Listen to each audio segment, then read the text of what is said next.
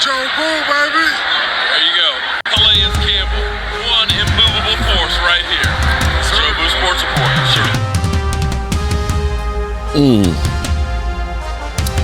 Well, good morning, friends. Mark Holmes here. Joe Boo is holding down the fort at the Red Brick House, but we got Joe Bear here at Joe Boo's Man Cave. As always, I want to say thank you all for watching, commenting, subscribing, and being part of the Joe Boo Sports Report. Without you guys, as well as you ladies, you know that this literally does not work. Let's get open for business here and let's wake up those football gods. Man, it's crazy, man. It is crazy. It's Thirsty Thursday and the weekend is not far away. We're 1 week closer to the beginning of the NFL season, and I, for one, cannot wait. I want to put the 2024 season in the rearview mirror. I'm sick and tired of all of the haters and everything else that the Cowboys have made moves more than they usually do. Last year, we ended up letting go 9 starters and didn't do anything to try to replace anybody. When I go ahead and I look at some of the moves that we've made, they've been, I guess, selectively aggressive, but they're moves to try and fill in space. You cannot just say, we're going to go ahead and get 2 guys, in free agency, 2 big dollar guys, and think it's going to change the team. We had problems at linebacker. We got problems on the defensive line. We had problems at edge rushing. We had problems at wide receiver. We had problems at running back. We have all of these problems that have to be done. And the Cowboys have done a pretty good job of not just going and getting old guys trying to get their last check before they get out of the NFL, but guys that are trying to resurrect their career to get the big payday. The incentive there is, well, I'm old. This is the last one out the door here, so, get this one and I can relax. No, these are guys that are going to end up saying, if I really perform here right now on this stage, either I'll get a contract from the Cowboys or I'll be able to go elsewhere and get a big fat free agent contract. These guys are hungry and wanting to play. Will it work out? I don't know.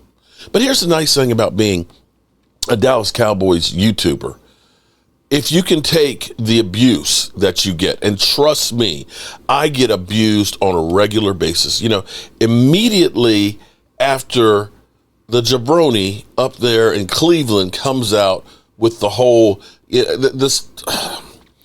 I start getting text messages from Philly 500. I'm getting emails from 49er fans and Eagle fans and everybody, oh, you're going to be crying. They're trading your boyfriend and all of this stuff. And people literally going through. And the thing is, as soon as this happened, I'm like, yeah, I hear what you're saying, that they're in talks, but you can talk about anything. You can talk about anything. Doesn't mean it's going to happen or that it can happen. You're always going to explore things. And then you realize, oh, shit. Well, hell, if we trade Dak Prescott this year, we'd have to take a $142 million dead hit to trade him before June 1st. Shit. And if you're Cleveland Browns, you got $10 million of cap space, and you got Deshaun Watson and the $170 million in dead money that he has right now, and you look at that and say, that ain't going to work. That ain't going to work. There's no way. So let me remind you with this. This was a crazy day when all this happened, okay? Because I was in the workshop working, and as soon as I get done here, I got to go pick up some more wood and get working on these cabinets and things. And I get a text message from Cilio. Hey, we got Philly 500 on at 4:30. Can you join us? Yeah, I can join you. So I come down here in the man cave. I start setting this up, and I see this. Oops, wrong one. Yeah, that's for all the haters out there. That's for all the haters out there. But no, I saw that. Let's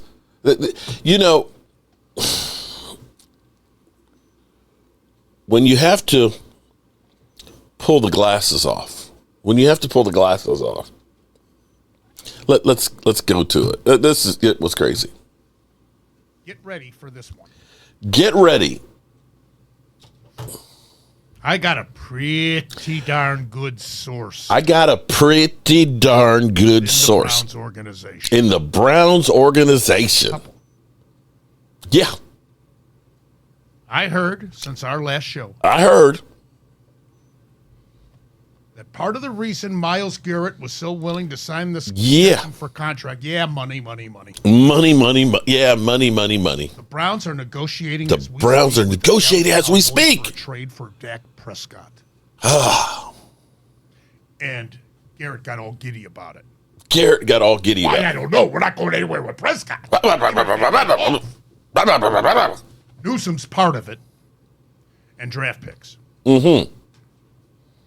Now, Prescott has a hamstring injury as we speak. He may not be ready for the start of training camp. But this comes from a couple of different sources. And take it for what it's worth. Not it shit. does come about. Remember where you heard it first. And when it doesn't, we'll remember where we heard it too. Okay? So I go through and I see that. And then I get, of course, Momo calls me. And I end up dealing with that and my computer acting up. And so about an hour later after that, I've got my response video up there basically saying there's no legs to this thing, okay? No legs to it. And being one of the first ones to get this video out there. I go on Dan's show, okay? I go on Dan's show, and this is how rumors start to take legs on, okay? Now, I have to say, I don't mean to throw Dan under the bus, but in court, typically, if you lie about one thing, then you're not considered credible about anything, right? Because, see, Dan lied to me about meeting me at training camp. We're gonna do live streams from training camp at Cowboys because he's in San Diego. He's just up the coast a few hours. Okay. Oh, we're gonna be there at the Dallas game and everything else, the Dallas-Philly game. I showed up for both of those, and basically, Xander he's not leaving his house. He's not leaving his man cave. I don't know if he's like on probation and can't leave there. I don't know. Maybe he's got a monitor on his ankle or something and can't leave. But he knew it was a lie when he told me that. So here's what happened while we're on here, because we got Philly 500, the champ, here. And he's literally, they're trading Dak Prescott. They're trading that. And here's Dan Saleo, who I'm going to put him up there with the jackass from Cleveland. Listen to this shit. Listen, I'm not the one running the organization. You want to know what they're doing? The needle. What needle's he moving? The needle, literally everybody. We're sitting here talking about trading Dak to Cleveland in the offseason. That's what the news is right now. That's what the news is, because you've got Dak Prescott there in the Dallas Cowboys organization. He is the gift that keeps on giving, whether it's the $60 million. Anything, bro. He's only taking. He's taking your playoff chances away. He's taking your money away. He's taking your running back away. He didn't take the running back. The Cowboys could do anything they want to fucking do if they wanted to do it. Because if they did, when he was after his rookie year getting $680,000, not 1 year, not 2 year, but 3 years, and the third year at $2 million, if they wanted to win, they would have brought in free agents and things when they had the time. The problem with the Cowboys, they hang out in the middle of mediocrity. Yes, they do. They don't. You're either all in. Now look at what the. But Eagles, their problems are of their own making. Everybody, hold on. Their problems of their own making. You can blame Dak Prescott and his contract, but you can turn around and look at every single one of them that they do. Everybody in the top 15 in Micah Parsons' draft already has their next contract.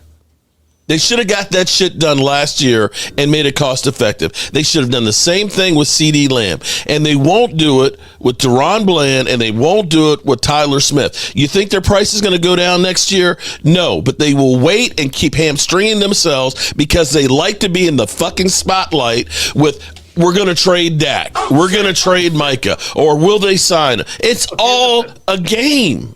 I just had Jimmy Johnson on. Here it is. Okay? Shout out to Jimmy. I just texted him. It's true. The Browns are trying to trade for Dak. You got to have two to dance. Okay?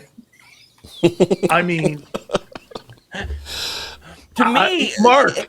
Okay, I tell you what. Okay. If it happens, it happens. I don't believe it till it happens. Everything Mark is saying sounds like reasons why they should trade Dak. Then. Correct. That's what I'm not understanding. Mark, start over. Okay, I hear you. I mean, yeah, because if you're not going to go out and pay guys and do everything you can do for Dak Prescott right at 31, whatever old he is, then you might as well get rid of him and then start rebuilding with a younger kid that gives you time to put stuff together through the draft. I don't understand based upon what you're. Okay, enough of that. But the reason why you have Dak, if he stays upright, he wins games. May not get you the Super Bowl, but he keeps you relevant and keeps fans in the stands and helps to sell the hope. Just does. And to say, oh, well, let's just start all over. Well, we saw what happened when the Cowboys were really bad this past season. I saw it. Numbers go down, way down. The fans aren't in the stands. So Dak Prescott keeps you relevant because here it is. Dak Prescott didn't do anything. But the whole NFL world, boom, yesterday came to a standstill to talk about Dak Prescott. And, of course, there was absolutely, positively nothing to that. You know, even when you get Mike Furio saying, this is bullshit. It really is bullshit. It's close enough to April 1st to wonder if this was a ruse. Apparently wasn't. It should have been. Bruce Drayden, characterized by SI as a longtime Cleveland sports broadcaster, cited a pretty darn good source within the Browns organization in support of the notion that the Browns are negotiating as we speak with the Cowboys for a trade of Dak Prescott. It is ridiculous. It is laughable. It should have never been said with a straight face, and it should never have been amplified by SI.com or anyone other than to say it's ridiculous and laughable. It doesn't require any reporting to show it's not true. Nevertheless, many reporters have shut it down. It requires only common sense to know that, to use the technical term, bullshit. Oh, shit! Oh, shit! Here's the key facts. Cowboys actually have already activated their pre-active turn, the bulk of Prescott's 2025 salary into guarantee. Given the cap consequence of doing that, as opposed to simply trading away his base salary without conversion, there's no way you would do it, period. And that's what I said. You don't flip the trigger to get more cash, not use it, and then trade it. By converting most of Prescott's salary into a bonus, the Cowboys have pushed $36.6 million cap space into future years. If they trade him now, it all crashes back into the 25 cap. Put simply, the Cowboys are going to trade him. They shouldn't have and wouldn't have restructured the deal. Exactly what I said to Dan Saleo.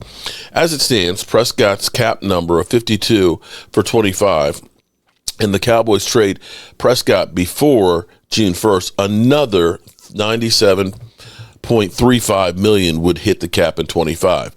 That would put the total cap charge to $150 million. So there's the answer. It's not happening. It can't. If they were ever going to happen, it would have happened before the Cowboys converted the $45.7 million base salary in there. So I believe that's what I said yesterday. But you see, Dan Saleo and crew, he literally then turned around, because this is where it's even funnier. Here's where it's even funnier, is Dan turned around and said, Jay Gruden even confirmed it. So this is how rumors get going, And as the Cowboys, of course, it ends up being relative. I'm not saying this is what you want instead of winning Super Bowls. I'd rather talk about winning Super Bowls, quite honestly. But this is what we have for Cowboys.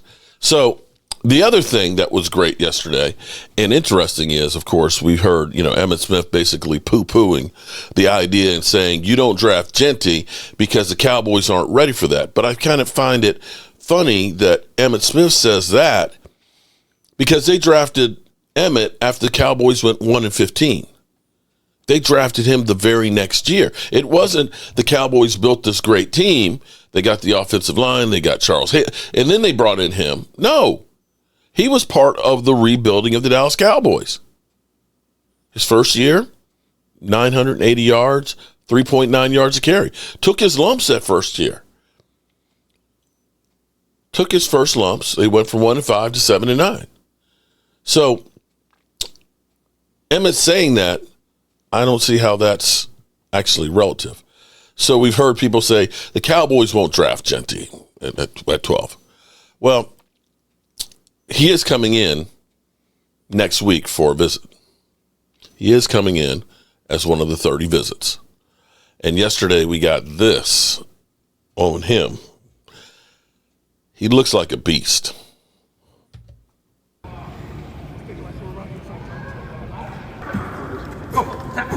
There you go.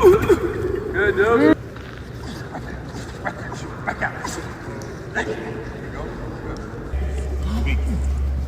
Now, does this remind you of seeing Zeke workouts? Okay. Now, this is not, of course, running through, defensive linemen and things like that. This is a pro day. This is a controlled environment where you go through and, you look good. It's set up to make sure you look good, okay? The facilities, the people throwing to you and everything else. This is going to be, the ideal conditions. This is like, I'll tell you what this is like. This is like when you first start dating somebody, the first couple of dates, the side they show you, oh man, she looks so nice. Oh, look at her makeup, look at her hair, it's a smile, I just get a little salad, and you're like, wow, she doesn't eat a whole lot. That smile, that gleam, oh my God, she just looks so perfect. That's what you put out there to sell the goods. That's what you do. You ladies, you know it. We all see I love the Instagram ones where, the first year, where the guy's up there tapping that butt. And then she come chasing behind him, right? Right? You all seen that. But we all know by year 5, you hit it. Hey, what are you doing? Stop that shit. Or instead of the makeup and the hair and everything all looking perfect and the dress that's just like pow, pow, pow, pow, pow, pow.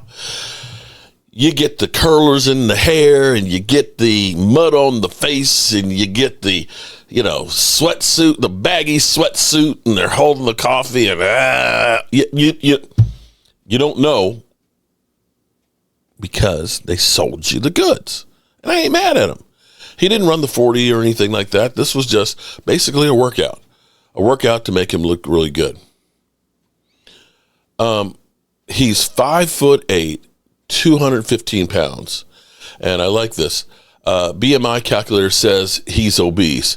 Should cause him to fall to pick number 10. I don't think that's the case, okay? I don't think that's the case. But we'll see what happens with him. Other thing that happened yesterday, have you ever noticed that there seems to be rules that always come about with the Dallas Cowboys? They changed the rule in catch, no catch, of course, after we got screwed. But you had the horse collar tackle where T.O., I believe it was T.O. by Roy Williams, got horse collared and broke his ankle. They made that rule for him. We saw CeeDee Lamb, the NFL went after him, of course, for having the jersey untucked.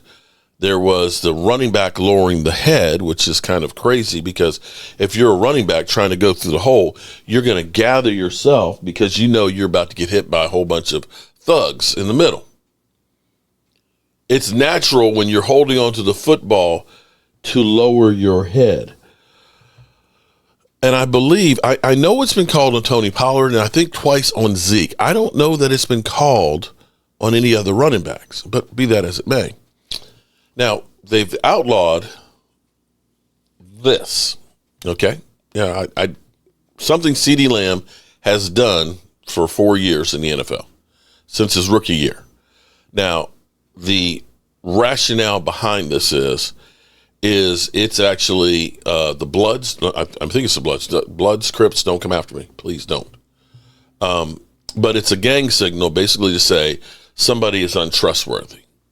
Okay, and so that's why the NFL is saying, we need to ban this because that's a gang sign. I can understand that. I mean, I guess that makes sense. But in a way, it kind of fits because if CeeDee Lamb is making a big play on a cornerback, well, I guess that cornerback is not trustworthy. His abilities aren't trustworthy to stop CeeDee Lamb. You see where it actually makes sense. It actually makes sense. And there's other rule changes that have happened to the kickoff. They're still trying to tweak that. Having been a guy who most of my college football was playing on special teams and being the wedge buster, looking at the kickoffs just doesn't seem right for me. I get it. Maybe, had they changed the rules back in my day, maybe I wouldn't have so much brain damage and I wouldn't stutter or I wouldn't mispronounce or maybe my dyslexia wouldn't be as bad. Maybe that's the problem is too many times of running downfield 40 yards at full sprint into a group of guys trying to stop them running against me is kind of crazy when you think about it. It is kind of crazy. Now, the Cowboys, I still think they've done a decent job of getting some players on here. Sometimes it's not the moves, the big name moves, that make the difference. Sometimes it's the smaller ones that do. And when I look at the people that we brought in, I actually feel better about the team. I feel better about the team right now than I did last year at this time. Now, I don't think the cake is done. I don't think the Cowboys pulled the trigger on Dak Prescott so they could trade him. I think they pulled that trigger because they're not finished. If they don't do anything else, if they at least get Deron Bland and Tyler Smith contracts done, I'm okay with that. So we don't have to worry about spending more money next year on them for no other reason other than they sat on their fat ass wasting time. So we'll see. And we'll finish this off making the case of 4 quarterbacks in the first round and running backs. Can't convince you guys that I'm right. Let's start with this.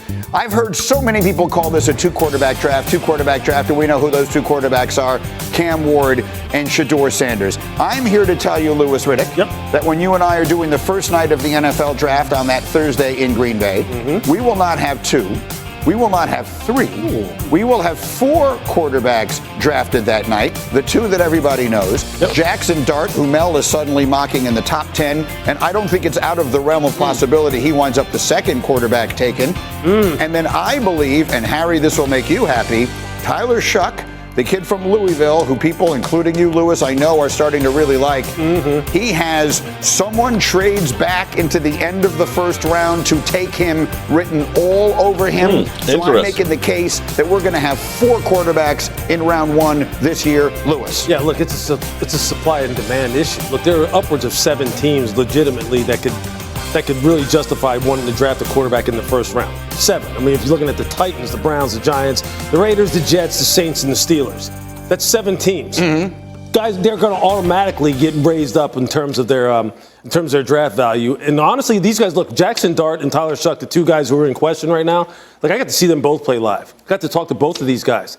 They are legit prospects, and they have a lot of backing behind them and a lot of sponsorship behind them in terms of their program saying these guys are program builder type of players, especially Jackson Dart, who Lane Kiffin raved about how instrumental he was in the NIL era of helping them build the football team that they had in 2024, which we know didn't meet expectations, but were a damn good football team. Tyler Shuck is the one. Okay, this is the one to pay attention to. Talk that noise. Look, his injury history going back to Oregon and Texas Tech really are freak type of injuries. He dives in the end zone, breaks his collarbone twice. He gets hip drop tackled when he's at Texas Tech and breaks his ankle. Look, those are the kind of things that are not indicative of someone being injury prone. That's just called being in the wrong place at the wrong time. Right. We played a game. We know how that goes.